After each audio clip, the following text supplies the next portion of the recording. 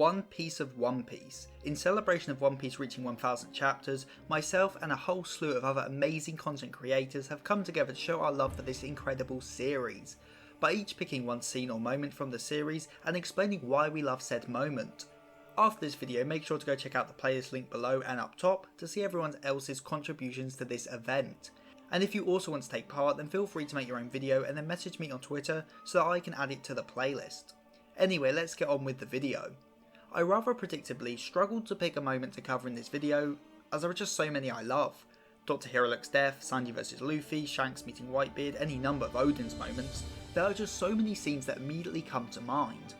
But the one I picked today is a scene which I adore, that being Blackbeard's speech in Mocktown from chapter 225 of the manga and episode 147 of the anime. Truly one of the greatest moments in the entire series. But why do I love this scene?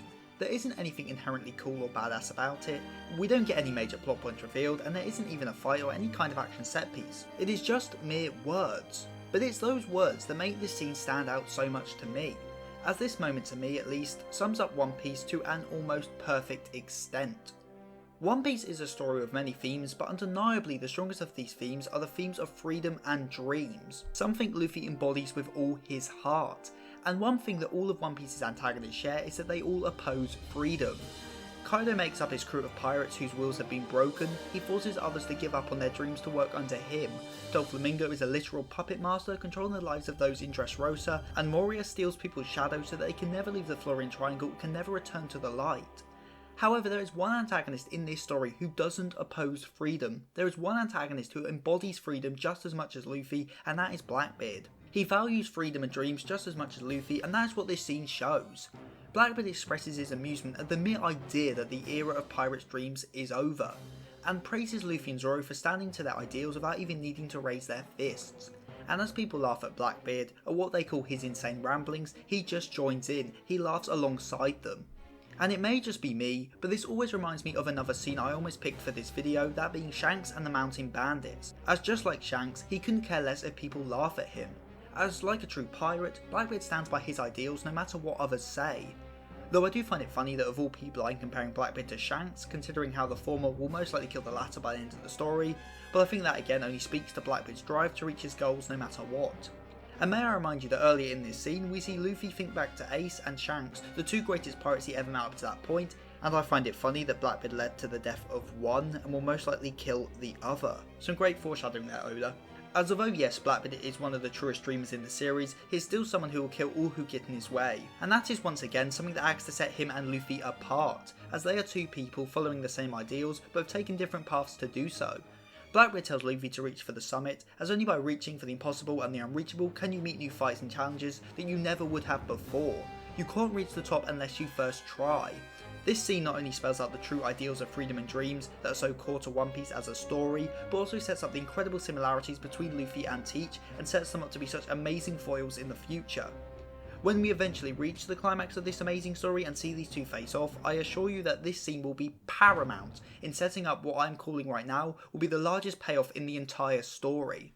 And although many interpretations exist of this scene and what Luffy's cold serious look means, I personally subscribe to the idea that Luffy took Blackbeard's words completely seriously and so saw no need to say or do anything, as there was no truer truth than what the man before him was saying. Luffy, being a good judge of character and all, may have seen Blackbeard's true nature, but in my mind at least Luffy would respect this, as Blackbeard is a man who would do anything for his dreams, something I am sure Luffy would relate to a hell of a lot. When Blackbeard says that he hopes the Straw Hats can go to Sky Island, I think the meaning of pirate dreams becomes clear. Whether your dream is to go to Sky Island or to become the king of the pirates and find the One Piece, you must first believe and take your first step.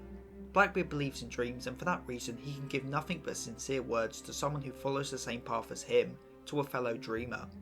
As dreams are about doing what you want no matter what others say or how hard they laugh. And places like Raftel and Sky Island are only legendary till someone proves them real. I don't think the Will of D stands for dreams, but if it did, well then, this scene between two members of the D clan discussing dreams would be that much more incredible. So yes, I love this scene for the themes it lays out, for telling me that even if people laugh, you should never give up on your dreams, for laying out the groundwork for what is sure to be one of the most incredible confrontations and clash of ideals in manga as a whole, and for gifting us this double spread, one of my favourite in the entire manga. a panel which is truly iconic. This scene, no matter how many times I watch it, just reminds me of one thing, of One Piece, and of a true ideal of freedom and dreams that everyone should aspire towards. So this is my One Piece of One Piece, and if you take away anything from this video, it should be that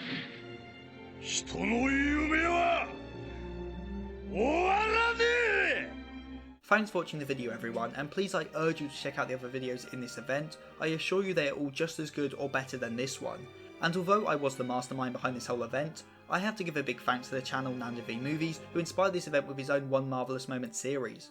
So thank you to all the creators that have helped me make this event a success, and to all of the viewers for watching along. Comment of the week comes from Justin Alicia, and I'm not promising anything, but an ultra analysis could be a future video in the future. Don't forget to check out my Twitter at SevTheS for channel updates and just general chatter, and my DMs are always open if you want to chat to me directly.